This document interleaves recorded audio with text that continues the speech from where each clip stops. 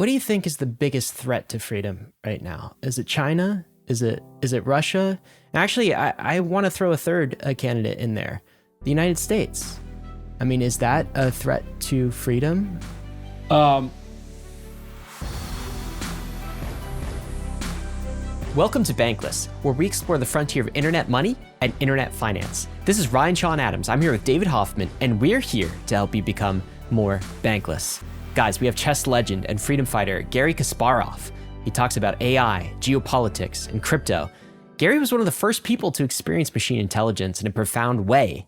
He was the greatest chess player of all time when he lost his first match to an IBM computer. It's called Deep Blue. This happened in 1997. And since then, human beings, that's us, have never been able to beat machines in a game of chess. So naturally, David and I start the conversation there.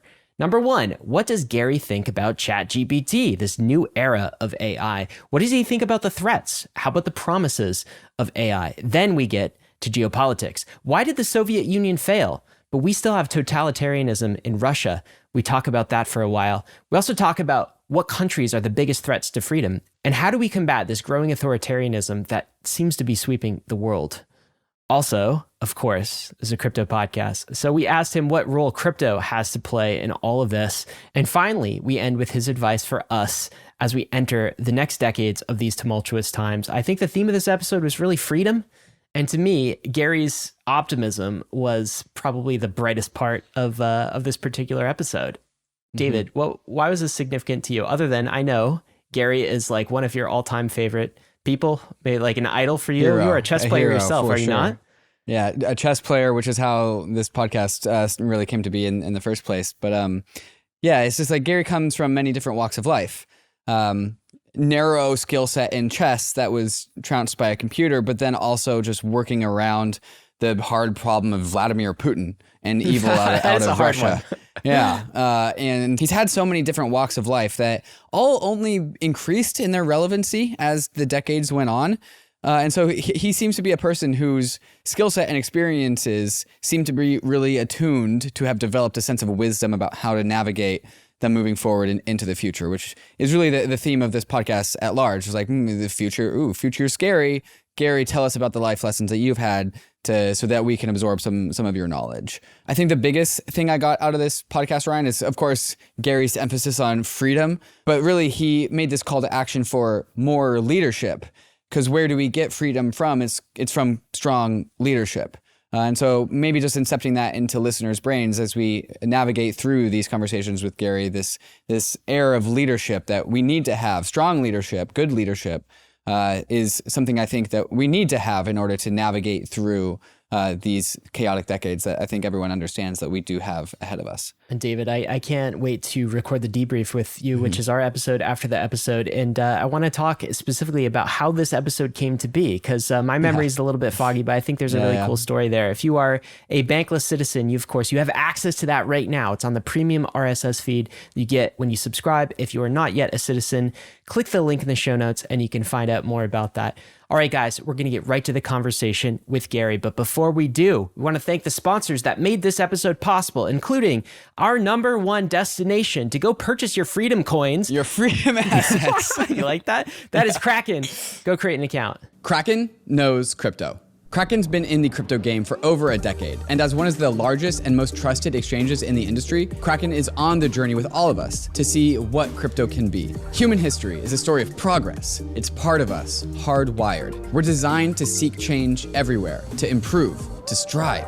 And if anything can be improved, why not finance? Crypto is a financial system designed with the modern world in mind. Instant, permissionless, and 24/7. It's not perfect, and nothing ever will be perfect. But crypto is a world-changing technology at a time when the world needs it the most. That's the KRAKEN mission, to accelerate the global adoption of cryptocurrency, so that you and the rest of the world can achieve financial freedom and inclusion. Head on over to kraken.com/bankless to see what crypto can be. Not investment advice. Crypto trading involves risk of loss. Cryptocurrency services are provided to U.S. and U.S. territory customers by Payward Ventures Inc., PVI, doing business as KRAKEN. Celo is the mobile-first, EVM-compatible, carbon-negative blockchain built for the real world. And now, something big is happening. Introducing the Celo Layer 2. It's a game-changing proposal that's going to bring Celo's rapidly growing ecosystem home to Ethereum. Vitalik has shared his excitement for the Celo Layer 2 on the Celo forum, so has Ben Jones from Optimism. But why? The Celo Layer 2 will bring huge advantages, like a decentralized sequencer, off-chain data availability, and one block finality. What does all that mean? Rock-solid security, a trustless bridge to Ethereum, and more real-world use cases for Ethereum without compromise. And real-world adoption is happening. Active addresses on Celo have grown over 500% in the last 6 months. With the Celo Layer 2, gas fees will stay low, and you can even pay for gas using ERC20 tokens. But Celo is a community-governed protocol. This means that Celo needs you to weigh in and make your voice heard. Join the conversation in the Celo forum. Follow @Celo.org on Twitter and visit Celo.org to shape the future of Ethereum.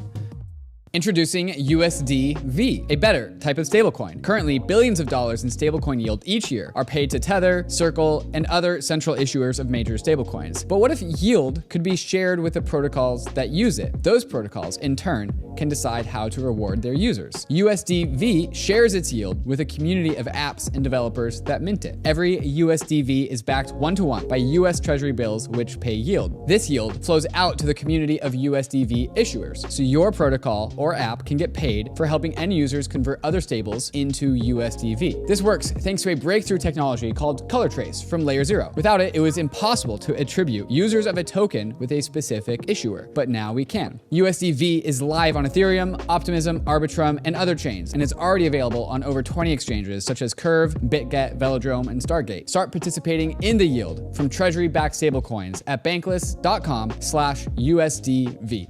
Bankless Nation, I'm delighted to introduce you to Garry Kasparov, a celebrated chess champion, author, and human rights advocate, famously the first human to lose a game of chess to a computer after losing to IBM's Deep Blue in 1997, marking a significant history in AI.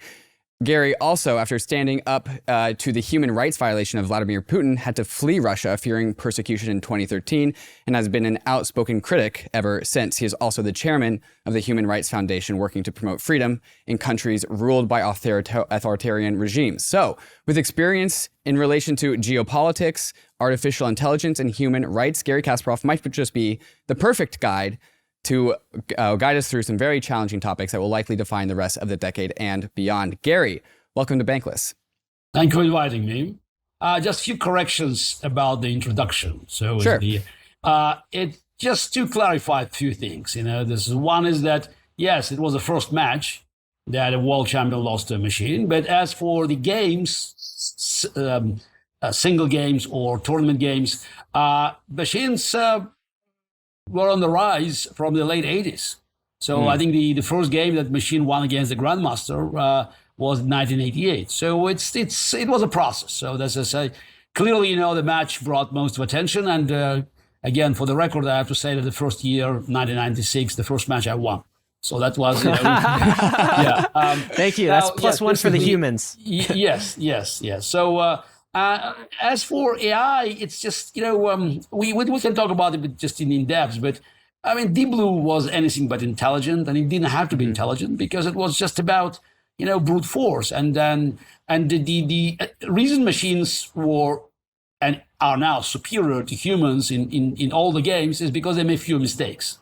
They cannot resolve, all the problems. They cannot calculate, to the end, You cannot exhaust the game of chess that, according to Claude Shannon, has 46 zeros in the number of legal moves.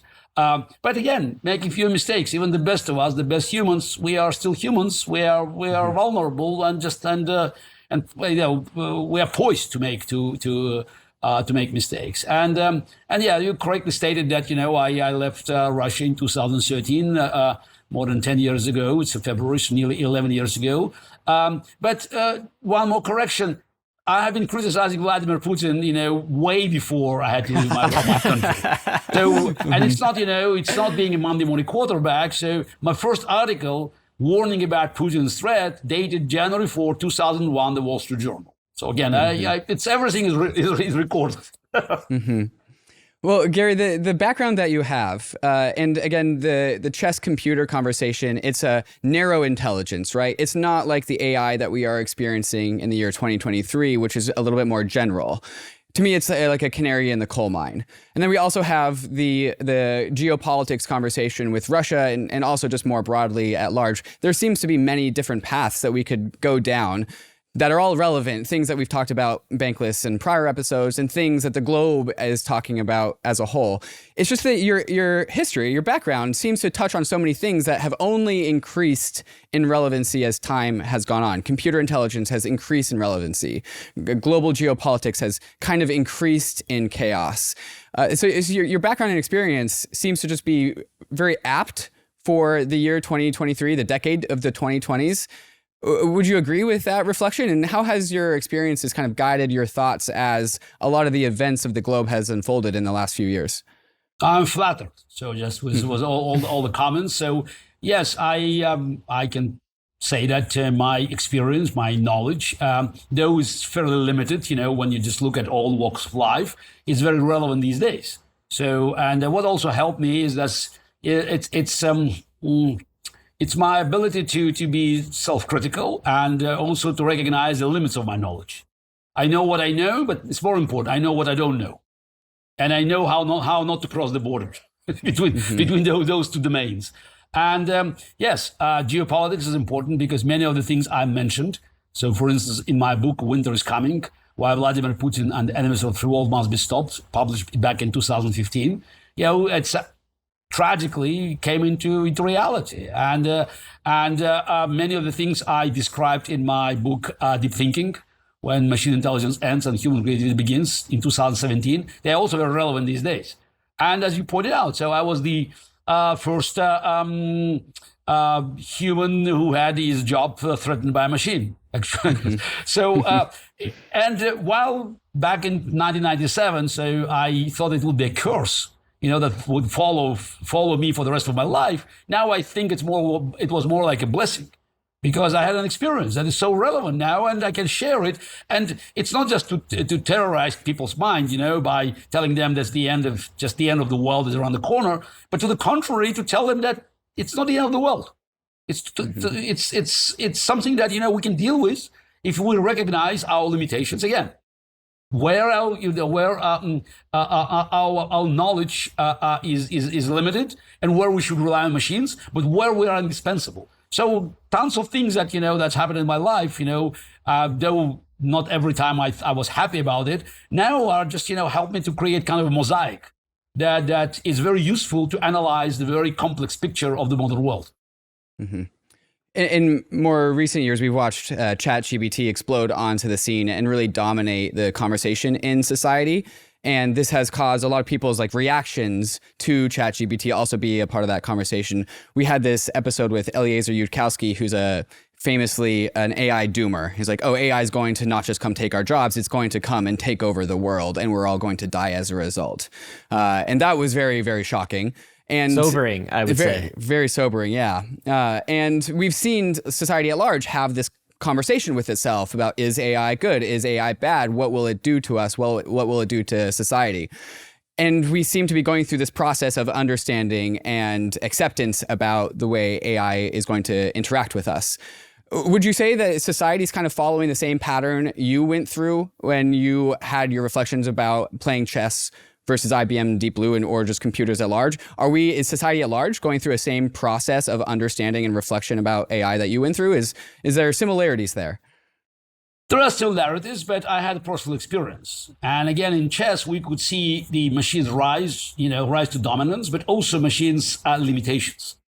So it was not accidental that the scalp of the chess world champion was the kind of Saint Grail for computer experts, because for a long time, top scientists believed that chess was it's like at a nexus of human creativity, intelligence, and this is that could be a key to reveal the secrets of human intelligence. It goes back to Alfred Binet, the father of IQ tests, back at the end of the 19th century, who was fascinated by chess players, especially those who could play blind chess. And he wanted to actually to open the brains and just to find out how these magic moves being made. And he was under the impression that that's the shortest cut to the secrets of human intelligence, general intelligence. And this belief, has been inherited by great minds like Alan Turing, Claude Shannon, Norbert Wiener. So it's a widespread belief that chess is an answer. Again, it's happened on our part of the world, in our part of the world, because there are many other versions of chess, like shogi in Japan and other versions. But the European version of chess, was always like an ultimate test in the eyes of the scientists of human-machine encounter, and its machines, kept improving their performance. And as I already mentioned, by the 80s, we had something, a tangible force. So deep thought, actually, it was the prototype of Deep Blue, because it was this team from Carnegie Mellon University that was eventually, went to IBM. IBM purchased the project, but they had the machine that had the first success back in 1988. So in 1989, I faced this computer, played 2 rapid chess games. It's, I think, an hour and a half, 90 minutes for a game, and I won quite handily. So back in 1989, but we could see the progress, and I have to say that we were fascinated, but we didn't even understand, this is how serious the threat was, because we already suffered some painful losses in blitz chess, 5-minute chess, or rapid chess, 25, 30-minute chess. But we were under the impression that it's not just because machines, would be better, eventually would be better than us, but because we had little time. If we had more time, we could think, just and avoid some stupid mistakes, not understanding that if we have more time, machine has more time. And it's it's amazing that it's many grandmasters made this mistake. I lost to one of the computer programs in 1994, the rapid chess match. So it was 2 games in London. So then I played again. I beat this computer, but we thought it was it's something that it's good for exercise. It's good for preparation.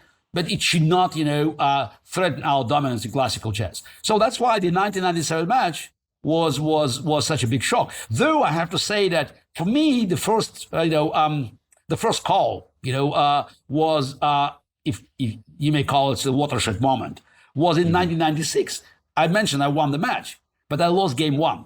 So that was the first game where computer could beat seating world champion in what we call classical chess, 6 hours chess.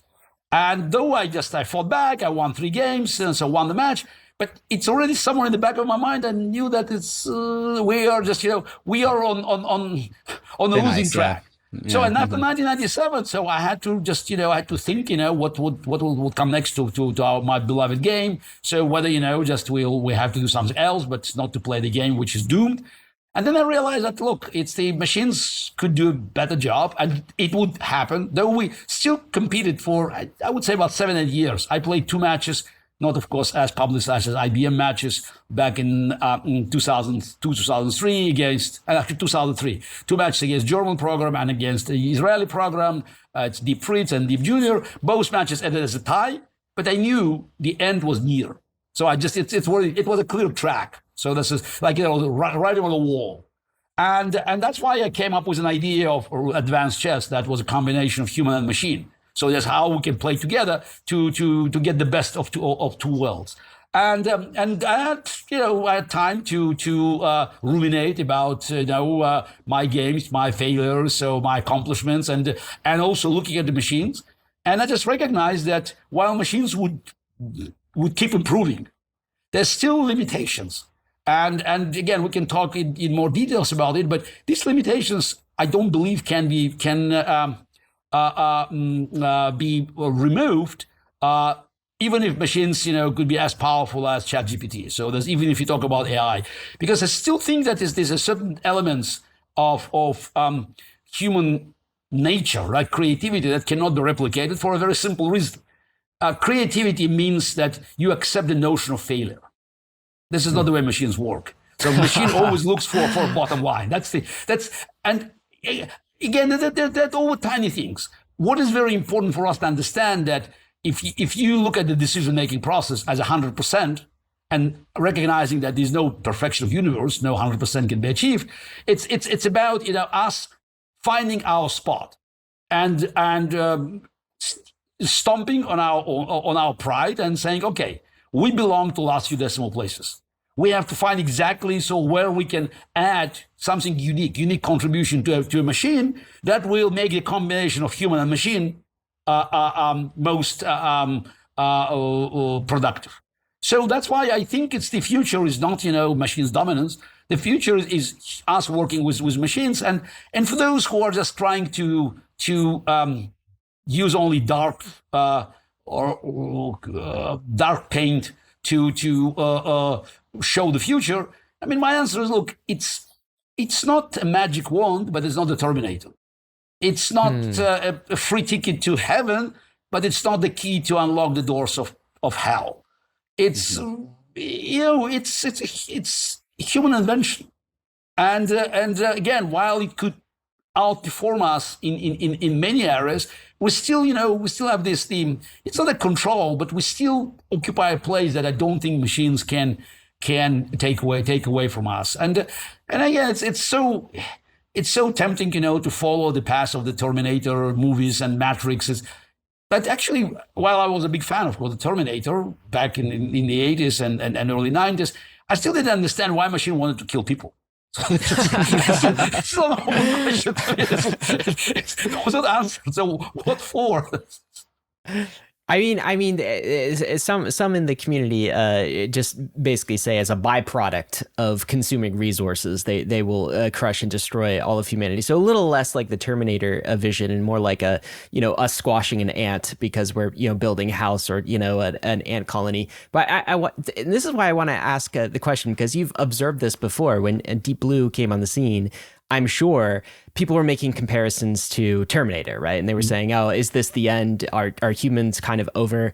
And something similar has happened, I would say, in the last year in terms of the public conversation. But it has felt like this new technology, ChatGPT, has been sort of a massive order of magnitude advance. And I'm wondering if you still, at its core, if you've had time to mess around with ChatGPT, if you still see it as, yes, I'm still seeing Deep Blue here. It's still doing the brute force. It's still not a human. It was interesting, Garry, I just asked while we were having this conversation, can ChatGPT play chess well? So according to ChatGPT, I asked ChatGPT this question. It says, I can analyze chess positions and chess moves, but my capabilities are not on par with specialized chess engines like Stockfish or AlphaZero. And then I asked it to answer the same question, but as Garry Kasparov, and it said, this is what you would say. While ChatGPT demonstrates a remarkable ability to process and generate language, its skills in chess are not comparable to those of a grandmaster or a specialized chat engine. I don't know if that's something that you would say, but this kind of intelligence, the ability to have a conversation with a computer, this feels so new to us. Yeah, I mean, look, I probably everything depends on the angle of observation. This is the glass is half, empty or half full. So that's actually, I view it from the other side. I think it's phenomenal, because I think that machines, will unleash, more of human creativity, because there's so many things can be done by machines if we know how to balance it. So we can start, inventing things, because this is some of the wildest dreams can be reached. So they're within our reach. I mean, when we look at machines, so there's so many mysteries of nature, whether it's in deep oceans or in outer space, that we cannot unlock without computers. So while I'm not holding a crystal ball, and not pretending to be Nostradamus to tell you everything will be perfect in the future, I think that again it's a new challenge. But as every challenge, it has threats, there are risks. But I think the benefits could be phenomenal. So we just have to stop debating, whether it's a mortal threat to us or not. Look, people have been debating about, machines' threat to our civilization for quite a long time. So you remember the Luddites in the UK, so 200 years ago, and I can tell you, what? Who made actually the first speech, against the machines, again, we talked about, this is the primitive machines that, that could remove many people, from their workplace. Back in 1812, it was the maiden speech of Lord Byron in British Parliament.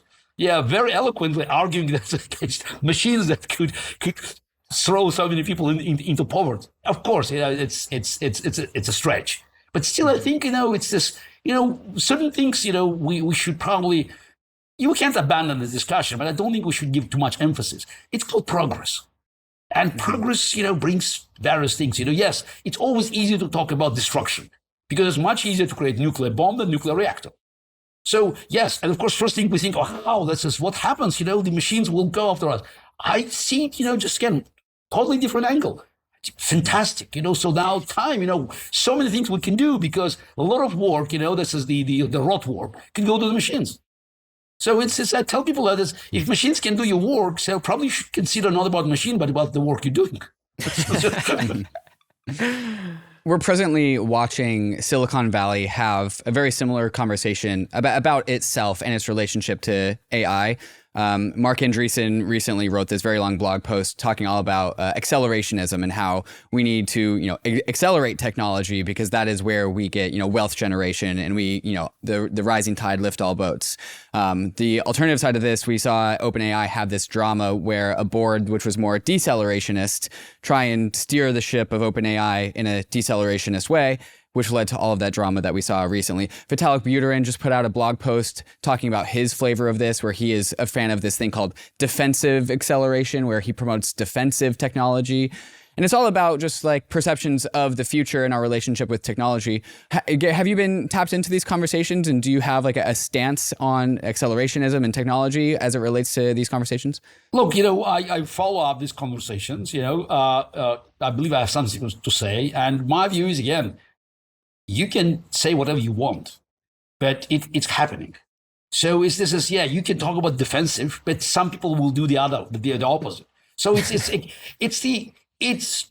technology, reveals human potential. It offers great opportunities, just for individuals. You don't need, billions of dollars of investment and secret plans and locations like Los Alamos. It's just to have a Manhattan Project. You have one or few individuals that could, literally change the world. Is it dangerous? Yes, it is dangerous, but it could be beneficial. So I'm incorrigible optimist by nature. I just believe that, we have new tools, and these new tools can help us to upgrade our knowledge. Again, going back to the mysteries of our planet. So I think it's just our knowledge of our oceans. It's under 5%, something 4%, or just imagine this. We don't know our planet. So how about, finding out where we live? And how about, improving our knowledge of the outer space? There's so many great things happening. I think this couple of months ago, so there was a first successful attack against the asteroid. So those things are just, part of this development. And just ignoring the fact that so many great things happening now, with generally improvement of living standards. So with us living longer. So with our ability to invent things that, were way beyond our reach, and concentrating on the dangers. Again, I think it's just, it makes this discussion, I don't think it's not practical. And B, again, it's like, standing against the wind, speeding against the wind. So it's, as we say, let's make sure that we understand exactly how it works. The Europeans, bureaucrats are very much concerned about, the machines, the black box. So we need GDPR, we need all the regulations. The question is, in business, do we care about, understanding of the machine or about the bottom line? So what would you prefer? And also, you can impose all regulations, but the world is not run by one world government. And if you have regulations here in America or in Europe, China doesn't care. Putin doesn't care. So that's why we should recognize that there are limitations of our ability to control the progress. We can monitor it, but the idea that we can put it under control, bureaucratic control. So it could be only defensive. It could you should stop here. No, it doesn't. So since it's one individual can actually make history. So I think we should it's. Instead of trying to stay on the way of this flood, we should, I think, open all floodgates. I'm extremist. Okay. So Gary, opening the floodgates, and if this is our future, and if it's kind of unstoppable, maybe there is the glass half full view, and we should be optimistic about this. But it also means that many listeners, including maybe podcast interviewers like David and myself, and crypto investors like David and myself, we might be out of a job soon, or we might have to find a different line of work because ChatGPT might be able to do it better than us. And so as someone who's been in that position before where, suddenly a machine can play chess better than all of the human beings, was chess any different for you after Deep Blue? Give us some guidance, because I feel like you've been playing, 20 years ahead of the rest of society. Again, let us examine human history. So let's look at the last couple of hundred years. So where we had machines intervening in all walks of life. So the society of the 18th century was agricultural. So the 19th century, we saw the replacement of human labor by machines getting in. So by the end of the 19th century, beginning of the 20th century, the developed countries, they had a very different balance, proportion of urban population versus countryside. So today, how many people doing agriculture in America? A couple of percent.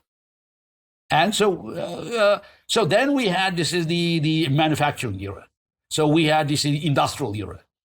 So what's happened with these blue-collar jobs? The problem is that now machines are threatening white-collar jobs. And the difference is that unlike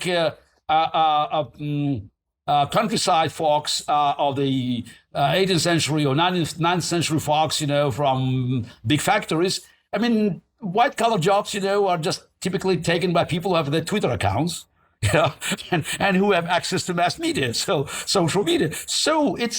And that's why we are so concerned. It's a natural process. So I don't want to sound callous, but yes, it's just, if this job, is no longer,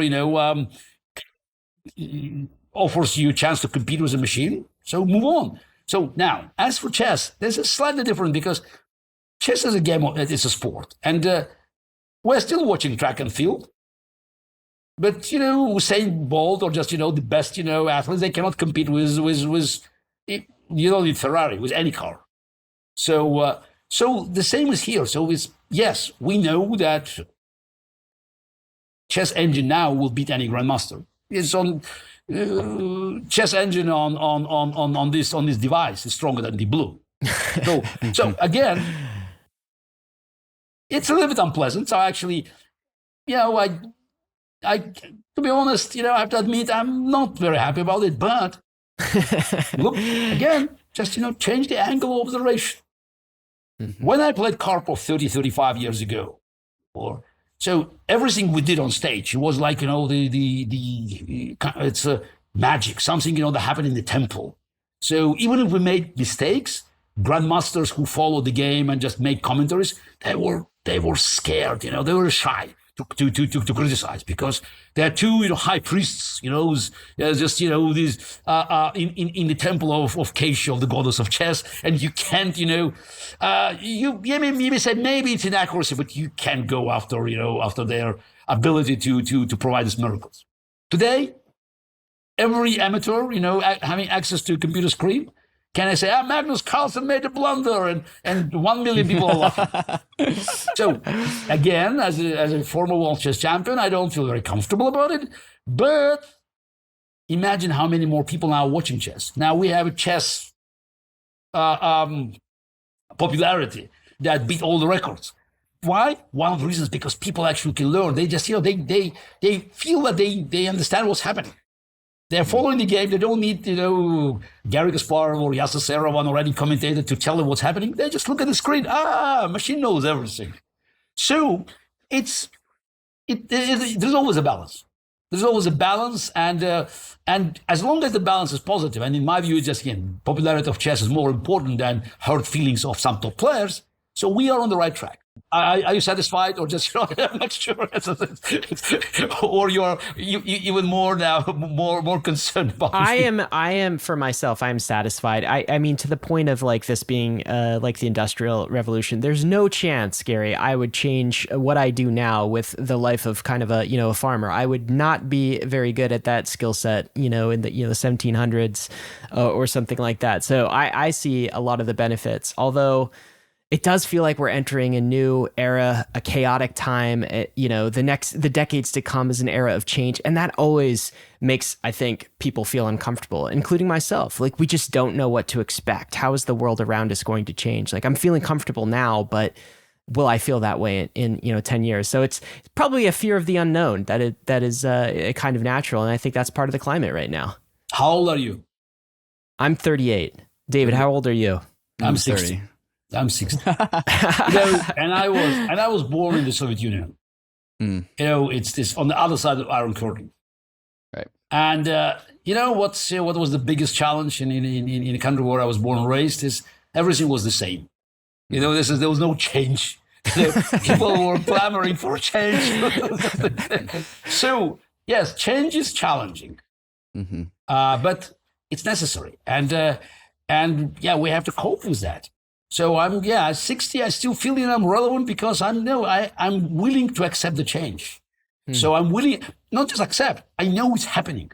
And by the way, this is the way to improve lives. Of ordinary people, of big conglomerates. So and we have different challenges. This is 100 years ago nobody cared about climate change. 50 years ago nobody cared about climate change. So we have new challenges. So what? It's the new challenge. Let's think how we can handle it.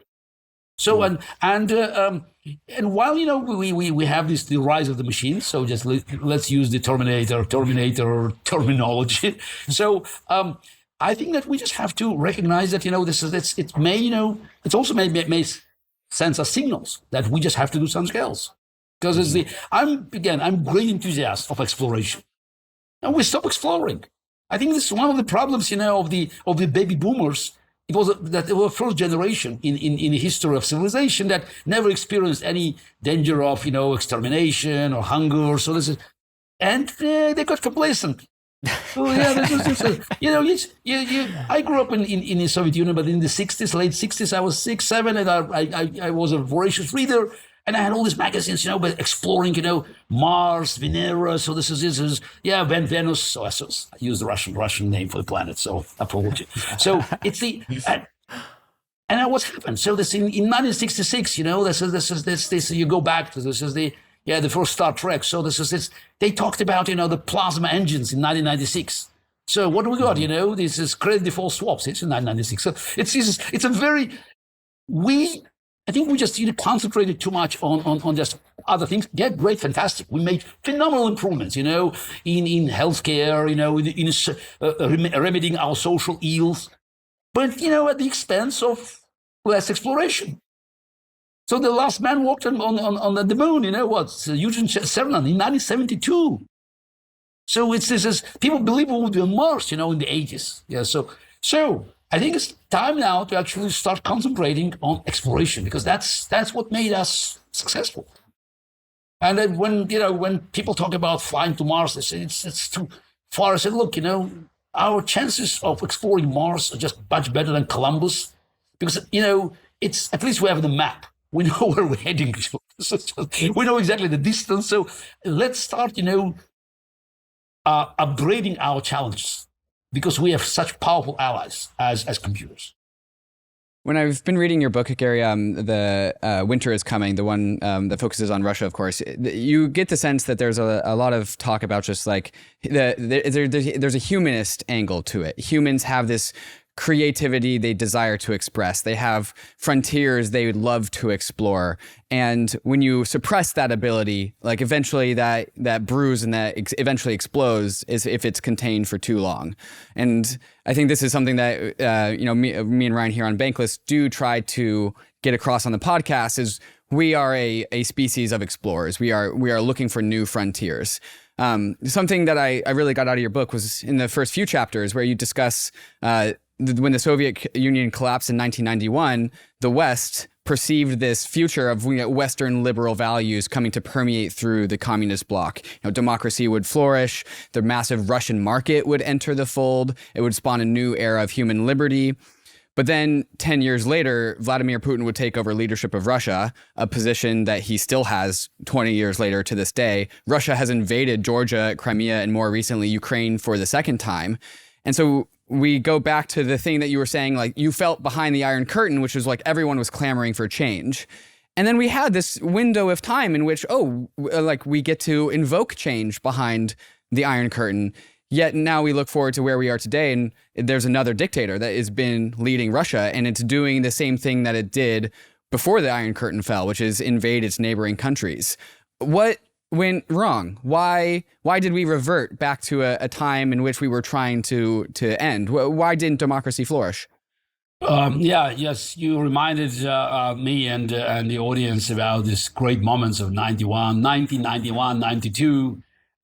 It's actually 89, the collapse of Berlin Wall, the opening of the era, the end of the evil empire, so the emergence of new states out of the Soviet Union. I remember that the best-selling book in 1992 was Francis Fukuyama, The End of History. And I have to admit, I also believe that the future would be bright. Of course, it's over, the Soviet Union gone. So this is just, let's turn Russia into Wild East. So that's just this land of opportunities. Yeah, I think we made a few mistakes. One of them is, yes, we haven't recognized a simple fact that evil doesn't die. It can be buried under the rubble of Berlin Wall for a while. The moment we lose our vigilance, the moment we become complacent, it sprouts out. But also the most important thing, though I don't want just to pretend that there was no blame on the Russian side, on us in Russia, that I was 28 when it happened, so that's probably though I was engaged in some political activities, but still I was a kid. But I think the burden of leadership was on the United States, and America had to come up with a plan. Because when you have the end of history, not a history, but end of chapter in history, you have to come up with a new plan. So why the free world was successful in the Cold War? It's not just because it had better system. Yes, of course, it's economically it's based on freedom. So, but it was also had a plan. The strategy designed by Truman administration back in 1946, 1947, that has been followed with some modifications by both Democrats and Republicans, by presidents. For 40 years, America followed the plan. Yeah, it was a bumpy road, but it was a plan. So to stop communism and eventually to demonstrate the advantages of the free system, of the free world. In 1991, 1992, we needed to come up with a new plan. So just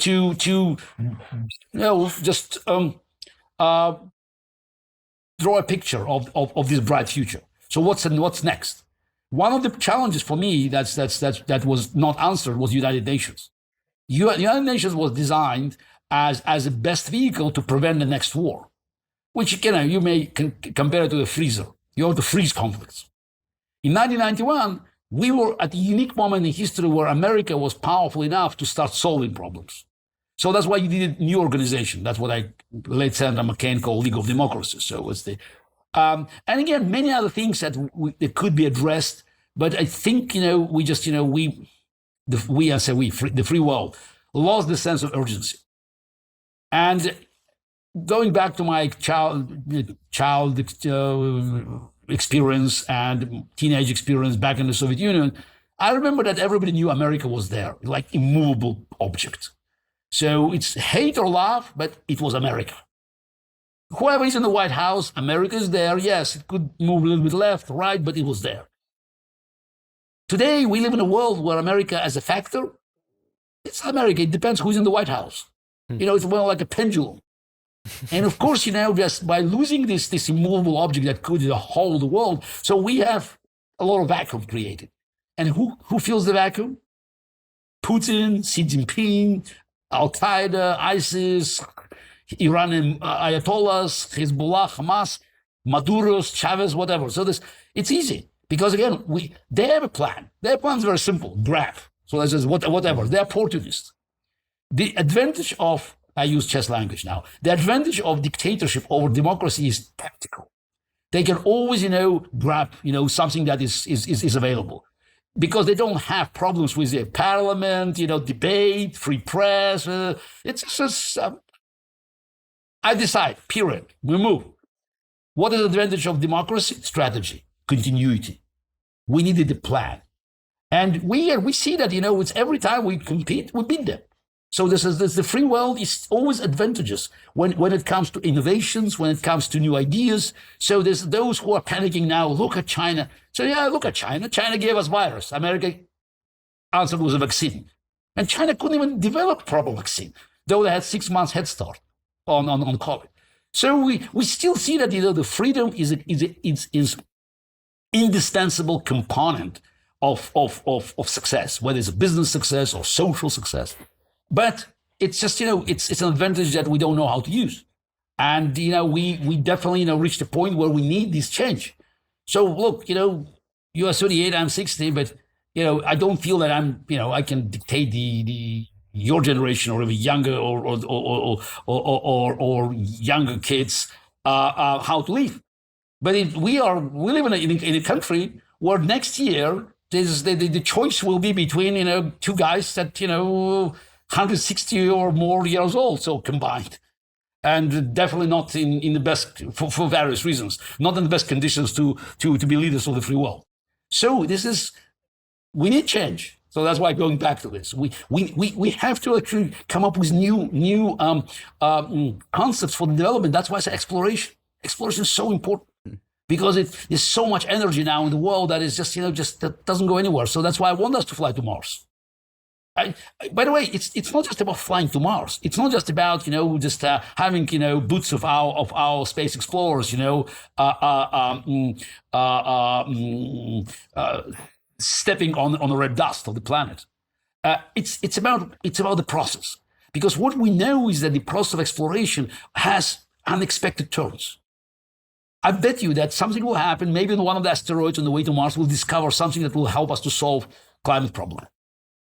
And it's statistically, something will happen. It was not just Columbus to cross the Atlantic. It's about so many things happen. They have to develop new instruments. This is better ships.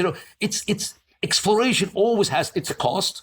By the way, it's quite risky, but it also has side effects. And by the way, side effects are become even more important.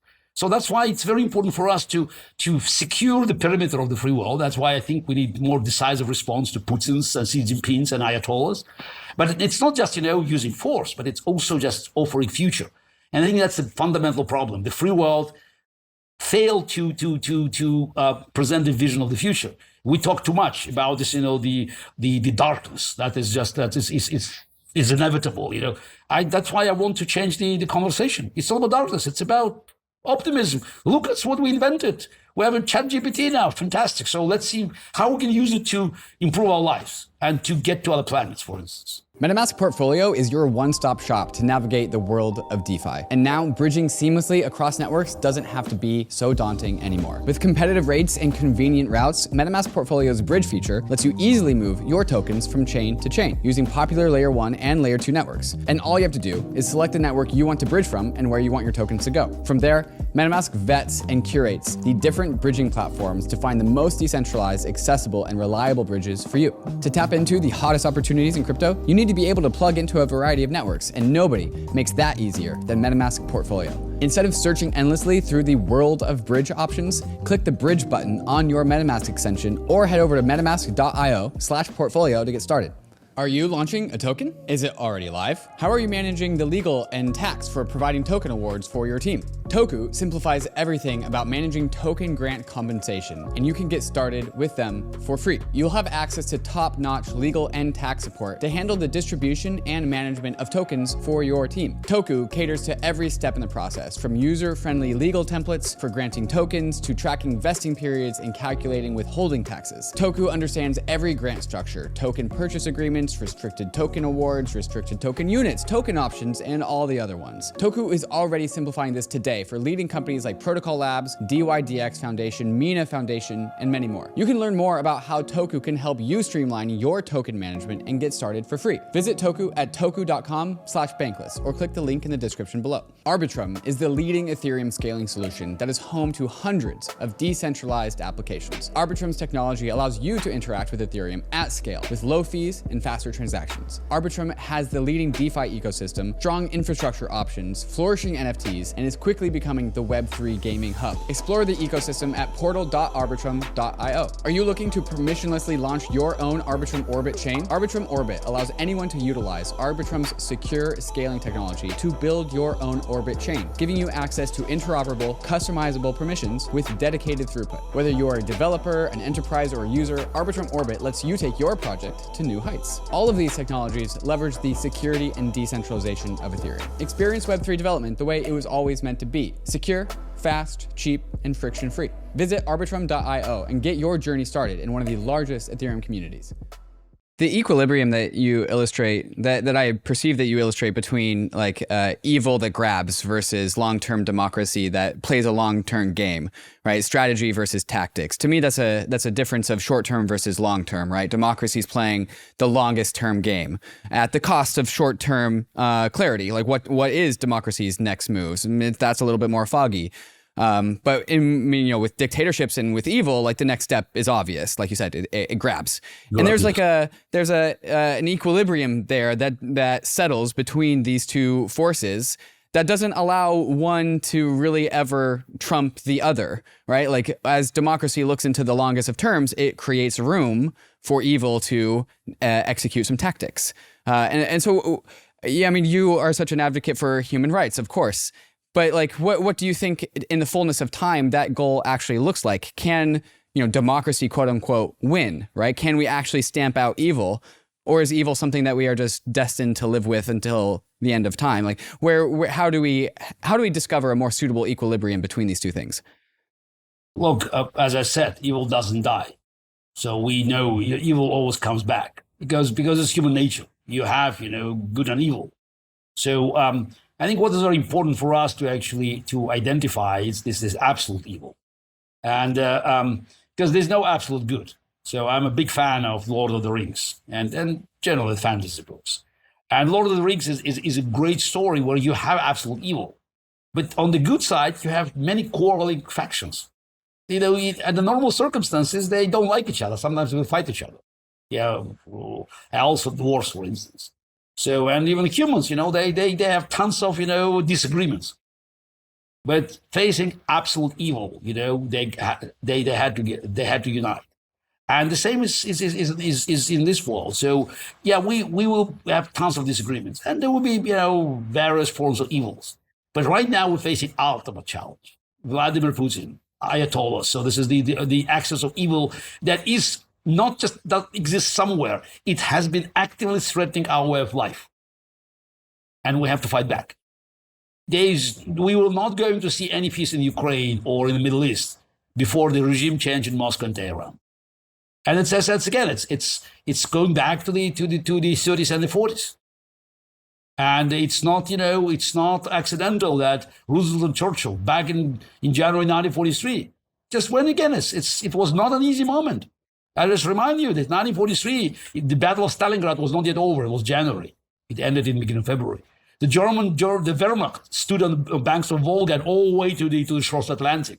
Japan was still running strong, and Italy was still in the war. And they said unconditional surrender. That's leadership. Unconditional surrender. Because they knew that with facing absolute evil, we have to act. So, and, they understood that you had to deal with Stalin, which was also terrible evil, but at that time, we had no other choice. So then it was another, again, history doesn't end. Hitler was gone, then we had Stalin, we had the communism threat. But again, it's just one challenge at a time. Today, unlike in the 40s, the free world has overwhelming advantage economically, in innovation, politically, militarily.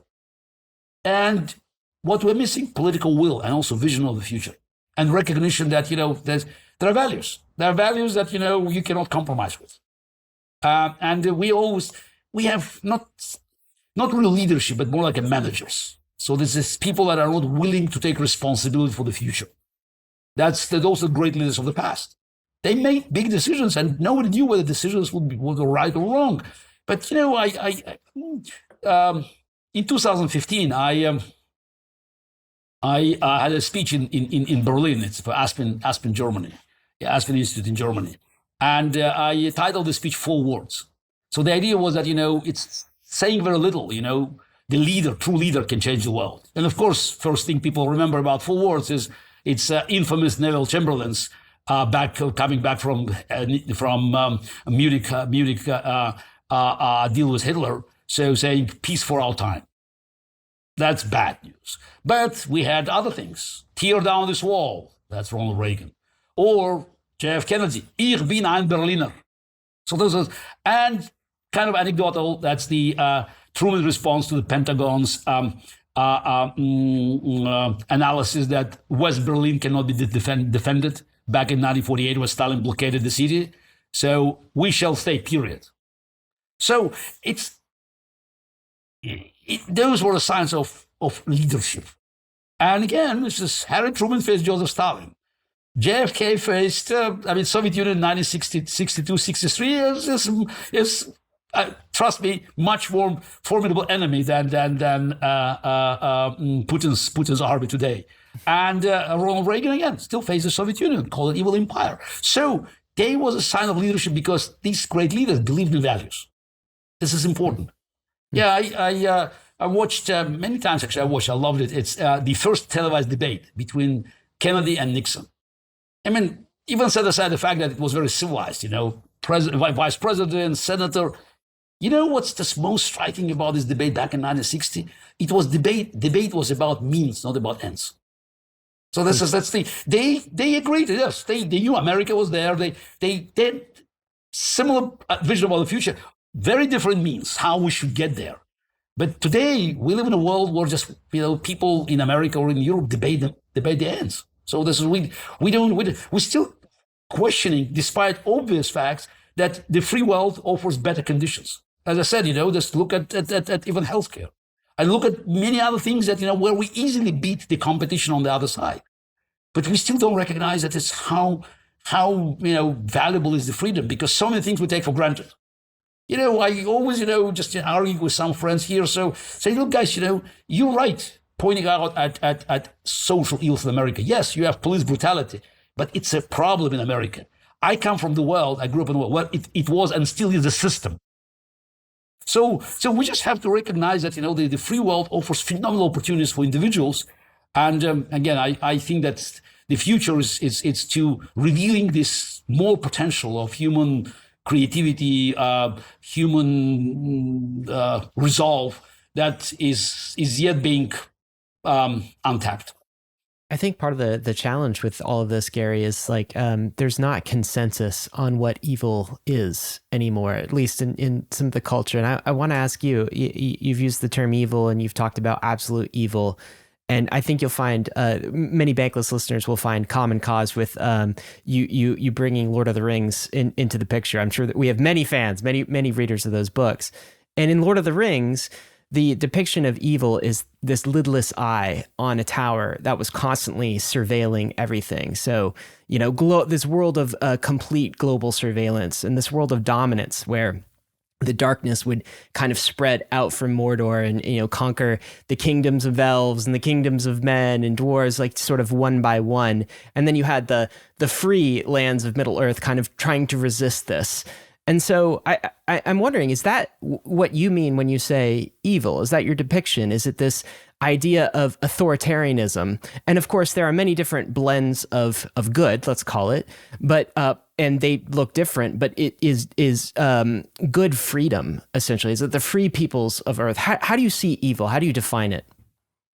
No, it's it's a very good description of this Lord of the Rings. Thank you. I am a fan, Garry. I love Lord of the Rings. Thank you. I can tell you that it's nearly 30 years ago. So I was asked on Russian radio just after the collapse of the Soviet Union, and the book was literally unknown. They had a special program, that said it's in 30 minutes. You had to tell to the teenagers something about the book. And I picked up all the drinks. In 30 minutes, I should explain. And actually, this is and 30 years ago, I had come up with, one idea. Just, what's the main idea? And I said, I used the idea as absolute power corrupts absolutely. For me, it was more about the ring of power. So no one can resist. Even the good can't resist absolute power. So that's the idea that I presented. So that's and again, of course, the coalition. But again, even this coalition that fought absolute evil had to destroy the weapon of evil, because absolute power is belongs so to absolute power is the central evil in it's your world. the absolute power. This is, if you have absolute power that's uncontrolled. Yes, that's what I believe. It always, serves the evil at the end. That because it's absolute power means that, it will infringe our freedom.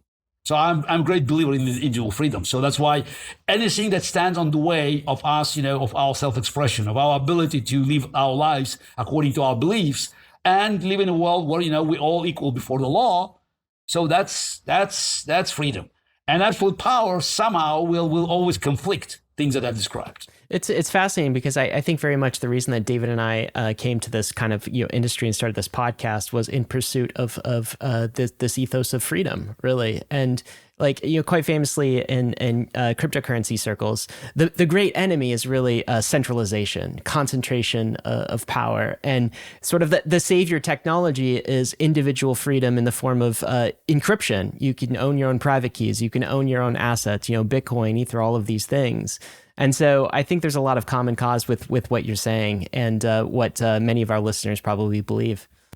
Oh, absolutely. I think it's for me, the Bitcoin and all the cryptocurrency as a concept is a very important step towards the same direction. So it's again, thanks to technology, thanks to computers. I mean, and for those who say that, cryptocurrency, can help bad guys it's money laundering. That's the most popular argument.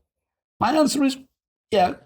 So money laundering, I heard about it just before the Bitcoin.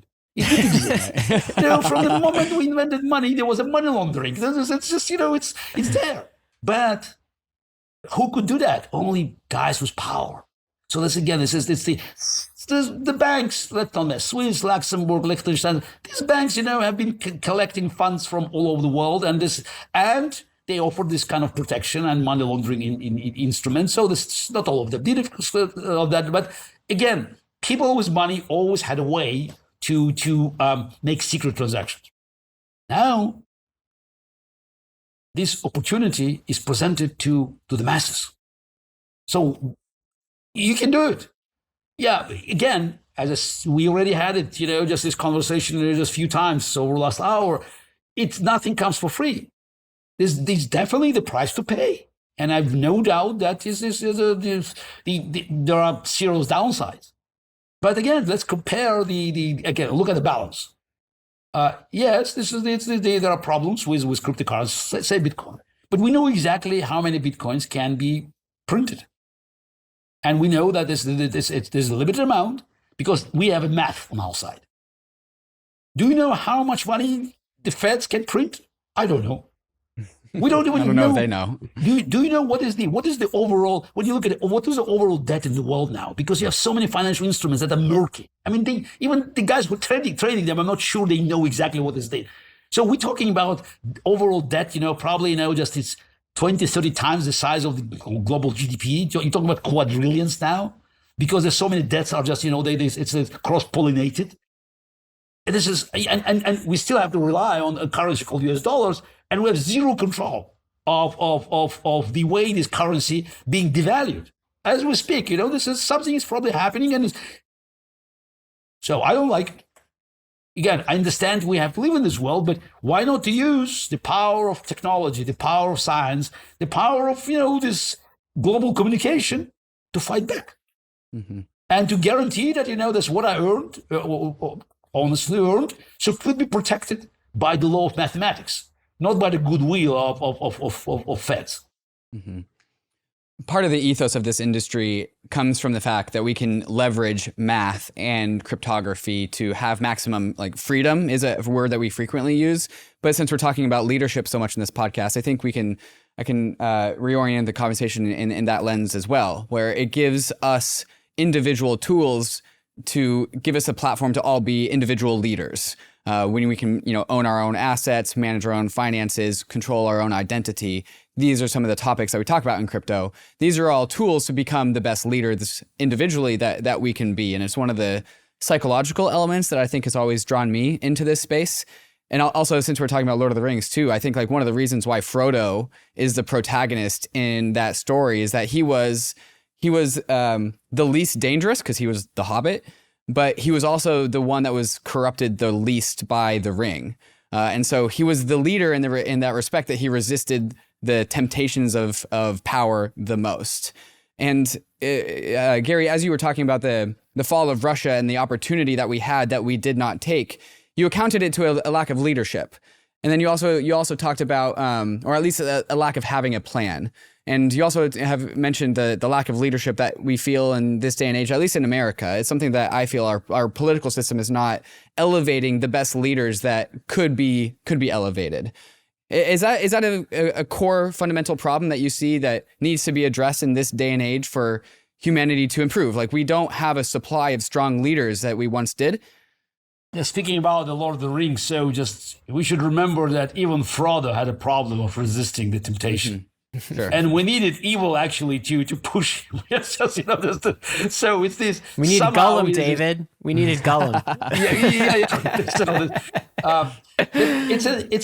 This is a very important question, and some say it's a chicken and egg, because do we have leaders because the people want them, or we have do we have leaders and they show the way to people? So, but I think that it's connected.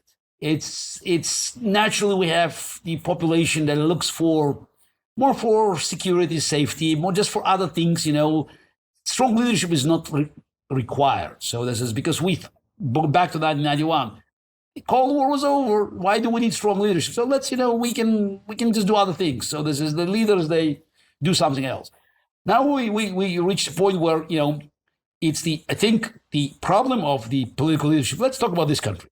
So again, we can look at Europe, but let's look at this country. I think the political system just doesn't work anymore. Just for a simple reason, any political system needs, you need some, call it, it's not just redecoration. It's just, you have to rebuild it. You have to adjust. Let's say we have founding principles, thanks to founding fathers. So but you have to adjust them to the demand of the time. So there's always a crisis. And sometimes you can solve the crisis, by political means. Sometimes, it ends up, tragically, but necessary as a civil war. So this is, God forbid. But let's remember what's happened before a civil war. The American political system had to undergo dramatic change. So it was always a two-party system. But, then you had a collapse of the Democrats for Southern and Northern Democrats. And then you had a collapse of the Whig Party into know-nothing. But we're familiar, nothing against immigrants and Republicans.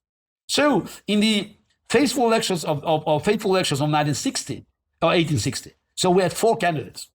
So when you look today at American political map, and we understand, there are no two parties. We need at least 4 candidates to represent, sizable chunks of American society, at least 4. The problem is, since he has only 2 parties and they totally dominate everything, they control everything, mostly grassroots, so that's why you cannot get through. So you end up with 1 candidate because, because the party wants, just wants to hold firm control of the process. And very often, this is those who are noisier and those who are just more radical, they seize the momentum. So it's this, you just look at current American political situation. So you have, very likely you have a criminal, likely just nominated on one side, and you have somebody who just has to retire some time ago, so it will be on another side. So, but why? Because political system doesn't function well. It doesn't reflect the different trends, because we have so many debates. We are talking about the future. Going back to what we spent more than an hour now. We're talking about the future. Do we believe that these 2 candidates, if you have to choose between, they can actually talk about the future? They have an idea about the future. I said, I disqualify myself, though I think about the future, and I believe I'm much better qualified to debate future than these two individuals. But we need totally different framework of the political debate.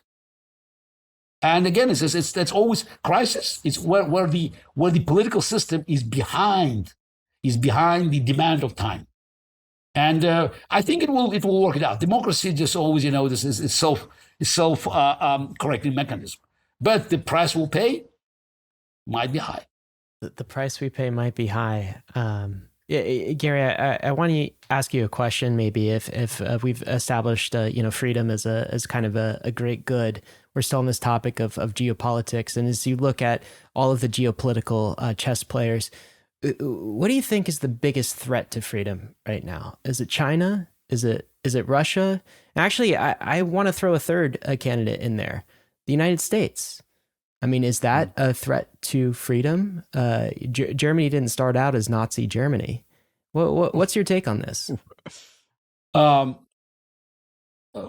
let's separate the United States with Russia and China. The threat comes from the countries that are fighting our way of life, and it's not no longer just axis to evil. It's much larger coalition. Obviously, Russia, China, playing leading role. You have Iranian Ayatollahs. You have North Korea. You have Venezuela here, and you have many others that might follow. So, and of course, you have the quasi-state institutions like Hezbollah, for instance, and terrorist groups. Somehow we can look at the global map today, geopolitical map, as a chess game. It's black and white. Again, this doesn't mean that the forces on our side, they are just the perfect. They're far from being perfect. But again, that's democracy. Speaking about America, it's a never-ending quest for perfection. But again, you look at American history. America always answered challenges. Maybe a little later than we wanted, but still, always had an inner strength to address the challenges, even the most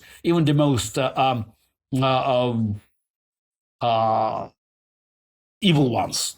So unlike most of other countries, because when you look at the European history, there was a much bumpier road than in America. So every country went through the process of reconsidering its past and also recognizing that nothing was perfect. But it's going back to what I said already a few times today: balance.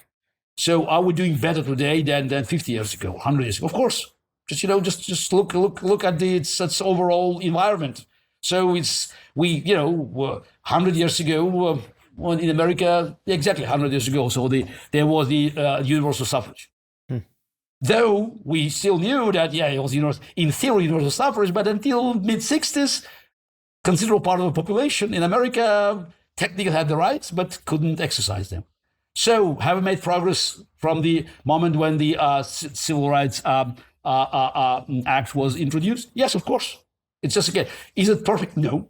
But if you compare America to the rest of even the developed world, the democracies, it's still the freest country in the world, trust me. So when you look at you are still very bullish on America and its ability to I'm bullish.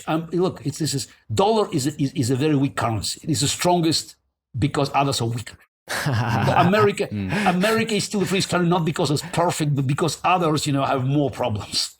So this is, that's trust me. That's you look around the world and you recognize that that's why people are trying to get to America. Why you have so many people trying to get to America?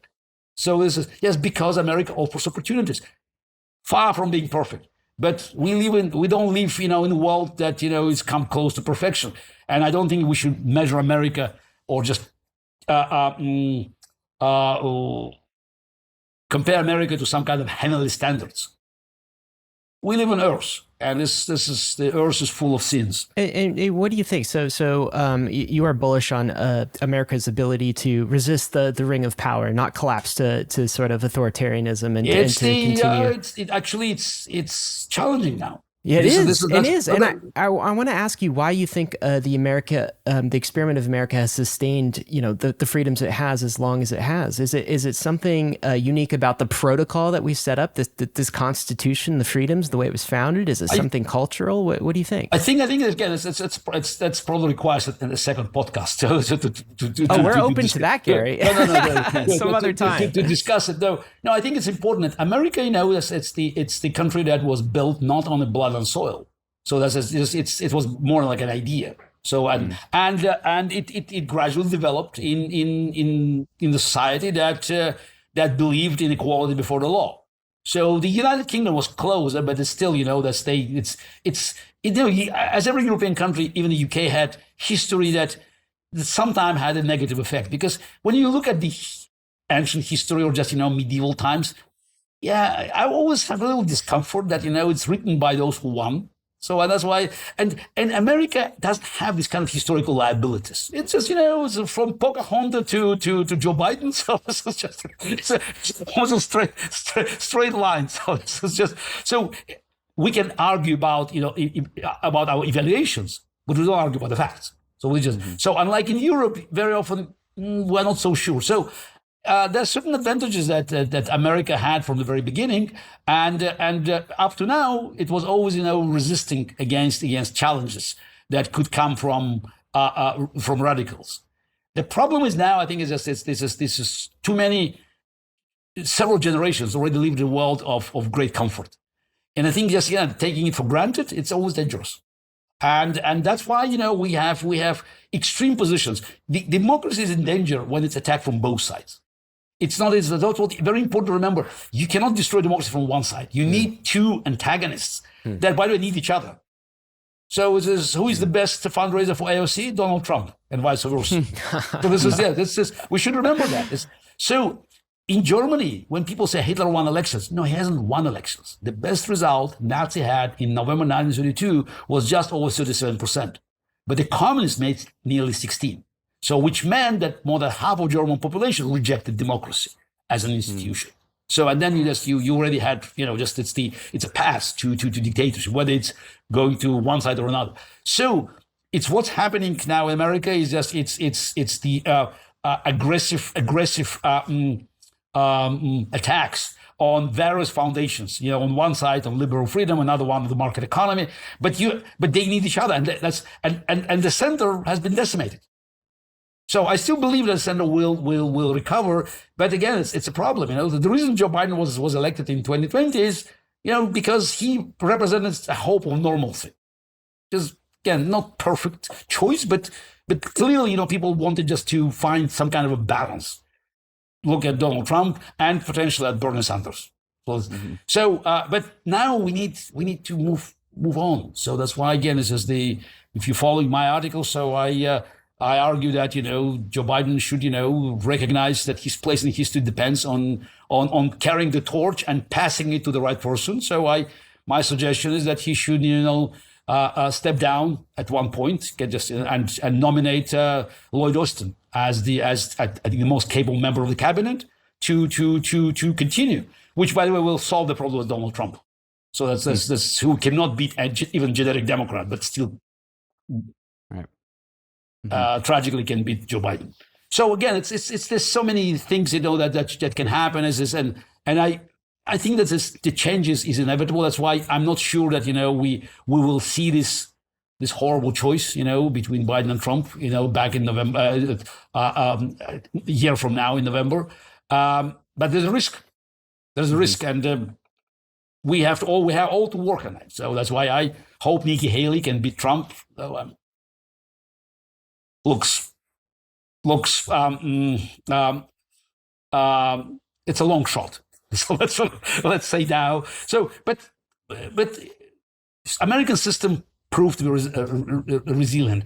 But we reached a point where the conflict in the society is between radical factions. The society is too deep, and majority in the center, which again could be center right, center left.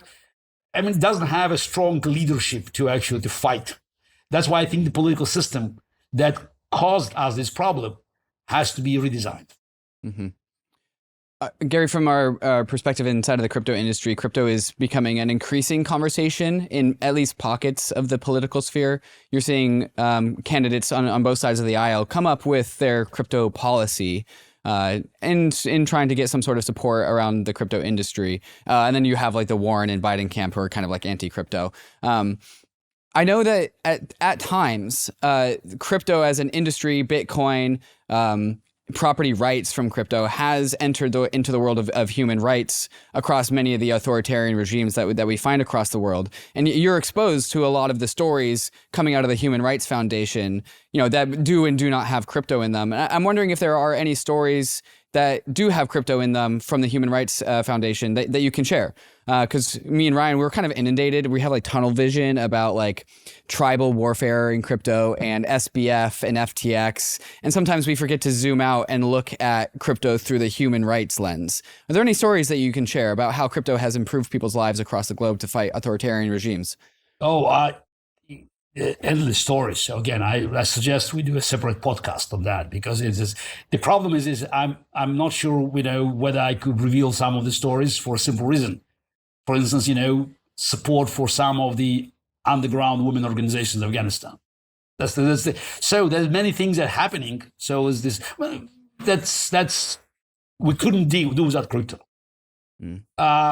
Again, for those who are saying money laundering, so I immediately think about people who are trying to fight dictators in Russia, in Belarus, in Venezuela, of course, Afghanistan, even Iran. So crypto is a chance. It doesn't solve all the problems, but it offers new opportunities. So it could be a weapon, by bad guys, by the governments to actually attack our democracy. Yes, absolutely. But it's balance in our favor, because I think it offers millions of people a chance to fight back and just to defy government in the financial sphere, because very often government can win the battle by simply cutting all the funding. With crypto, good luck. So getting into the specifics of stories, I understand can be like there are wars to be fought here, but like what about the properties of crypto would you say is advantageous to people who are fighting against oppression and totalitarianism? Oh, well, look, they have to function. For instance, as they have the schools for girls. So you have to pay somehow. Again, there's so many things, so many small projects, that help individuals. Again, it doesn't. I doubt very much you can fund a revolution on that, but you can fund so many small projects, the civil society projects that help, just to keep the flickers of the flame. So this is just this, not to let it to extinguished by the totalitarian machine. So what are your efforts currently working on in the Human Rights Foundation at large? Like where there's a lot of places to advocate for human rights. Where are your energies being focused on today?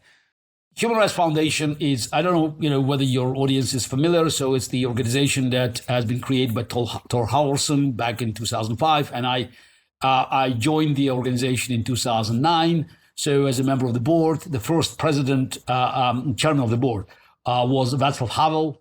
It's one of my great heroes, the Czech dissident and the first president of Czechoslovakia free of communism, and then following, the collapse of Czechoslovakia and Czech Republic and Slovakia, so president of Slovakia, president of Czech Republic, sorry. And when he passed away, so Thor and the rest of the board suggested that I would be chairman. So I chaired the organization for 11 years now.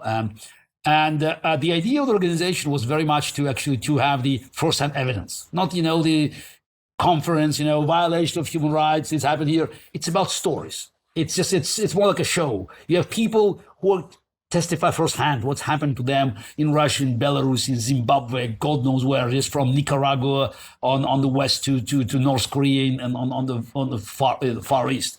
And if that individual who was subject to this prosecution could do it on his own or her own, so then you had people close to him or her.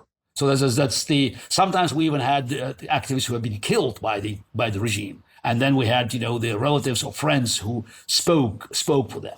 So that's concept proved to be very successful because it helped us to actually to move beyond Norway. Originally, it was Oslo Freedom Forum. Now it's a trademark of that is being used in New York, in Taipei, in Johannesburg, in Costa Rica, God knows where, just around the world. So and it's probably the most lucrative dissident event because it was also very flashy. It's high class. So it's very important to demonstrate that the people who gather in Oslo and other cities, they are not just respected. They represent, most important values of our society. And also it creates a sense of family. So many dissidents, so many human rights activists who came from countries around the world, they left this event, energized because they could see that they were not alone. Creating the sense of loneliness is one of the dictator's most powerful weapons. You are against the country. You are against people. I'm the big dictator because everybody wants me to stay in power. And who are you? You have a bunch of, scoundrels. How can you challenge me? They understand. We are a majority. So that's what helped the organization to grow, and we keep moving on. So this is by having more events.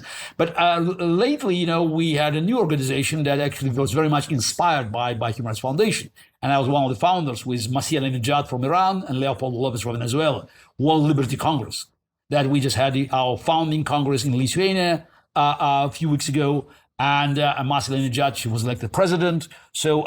That's more like an aggressive entity because it's about political change. It's a structure that has, this leadership, Masih is the president, I'm vice president, Leopoldo is the executive secretary. So, and we have people from all over the world electing their representatives, regions that's again, creating a network. So the idea of World Liberty Congress was dictators getting united. There's a Dictators International. You look at all of them working together. Iran sending drones to Russia. China is definitely sitting behind, but pulling all the strings. North Korea, I guess it's probably Chinese shells, also moved to Russia. So they all work together. So why don't we? So this is the key now. We have to get together, and we have to use the power of mass media. They have the power of technology. So that's why we will always look for crypto. We'll look for modern communications because we believe this is the way to be dictators. Yes, they could be successful temporarily because they have more resources, but we have numbers on our side. So that's why again I could see this how we can bring these projects together and to fight. So as Oslo Freedom Forum being Human Rights Foundation working on more like just these presenting the glorifying the cause of human rights fight, but World Liberty Congress basically carrying the fight back to dictators. Yeah, that's fantastic, and certainly crypto is an ally of that. We feel very much that what we're doing here this is a freedom technology for the world, and we think that we've talked about that. The whole context of this discussion has been about technical change, and we are moving from the analog into the digital, and it is therefore essential that we have a bill of digital rights as well. And I think the right to encryption, the right to own your own private keys, the right to own your own crypto is part of that, and is common cause with the Human Rights Foundation, what you guys are doing. I'm curious, in the day-to-day of the Human Rights Foundation, though, Garry, it's what is the most effective way to push for human freedoms? Is it education? Is it interfacing with world governments? Dollar for dollar, what's the most effective spend in this space to propagate human rights? Look, education is very important. We just, it's the projects like Freedom Academy. So by just, educating people, by the way, also educating them on crypto, educating them on using, modern technology, also helping them to protect their devices. That's again, this is just, against attacks. So this is making sure that, you can identify whether Pegasus is sitting on your phone or not. So, or how to protect your computer. So that's this, again, those are small things, but are very important for people who are under constant pressure from the oppressive regimes. And also, there's certain crucial moments where we have the campaign putting pressure on the world governments. because somebody is arrested, or just even worse. So and also just to keep this momentum, because there's so many compromises made by the free world with dictators, because you need oil, you need gas, you need that, look, Jamal Khashoggi last speech was at Oslo Freedom Forum. So we funded the movie called The Dissident. So that's the story about this tragic story about this heinous crime, and we are pointing out that still, it's the calls for justice have been announced, and there's so many things happening in the world now that's worrying, and the geopolitics, realpolitik, is standing in the way of human values. We believe that the human rights should be given priority, and it's not just lip service, as President Biden said. This is democracy versus autocracy. Fine, perfect. So show me again. Put your money next to you, what your words are, and that's we believe it's our mission to make sure that even if we cannot succeed today, but we'll still push the governments of the free world to do the right things, sometimes even at the expense of immediate economic benefits. It's fantastic work, and we'll certainly put some links in the show notes there, Garry, where folks can get involved and find out a little bit more. And as we wrap this up, you've been, we've explored so many topics today, and from touching on AI and geopolitics. I want to get back to sort of one thing. So our listeners in crypto, they kind of skew younger, right? And I think we've all felt going to the 2020s. I mean, it started with COVID, didn't it? It has felt so tumultuous. It has felt so chaotic. It has felt so disorienting. And I'm wondering if you could offer us some words of wisdom as we close. So, as we look into the future, I think you have a very optimistic outlook for humanity. Can you lend us some of that optimism? Why are you optimistic? What parting advice would you have for us to weather the decades ahead that might be full of all sorts of changes, some of which might be very uncomfortable? Yeah, some of them very uncomfortable. I lost my mother to COVID on Christmas Day on 2020, and she was in Moscow, and I couldn't see her because I was out of the country. So there's a price to pay. But one of the lessons I learned from my mother when I was rising to the global fame is that it's not just about winning. Of course, you have to win the game, to climb to the top of the ladder. But it's about making a difference. So, and as long as you feel that you can make a contribution, make a difference, even a small difference, you're relevant. So, and that's what keeps me going. I think I still can make a difference. Even just we talk now, I share my experience. That's my contribution. I'm not sure I'm right to never say I'm saying. To the contrary, I believe that many things I said, maybe not may not be tested by time. They will not age well. But it's very important that we debate. So and we try to make the difference, always to move the needle. So I'm a good scholar of history. I read many books. So and I would analyze it, and I saw that this is the freedom always wins. There were darkest moments in history.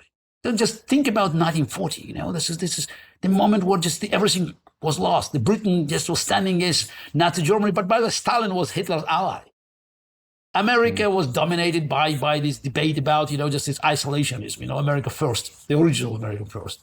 So just try to take America away from the global stage. Japan was just taking already part of China and dominating the Asian. So you had it, and Italy, of course, just had free hands in the Mediterranean and North Africa. So it looked that everything was lost, still.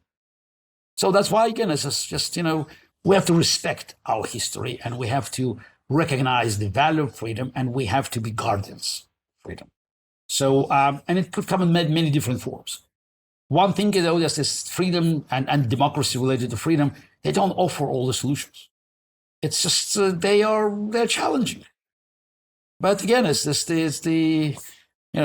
Don Quixote, the freedom Sancho is the greatest gift that nature ever bestowed upon man.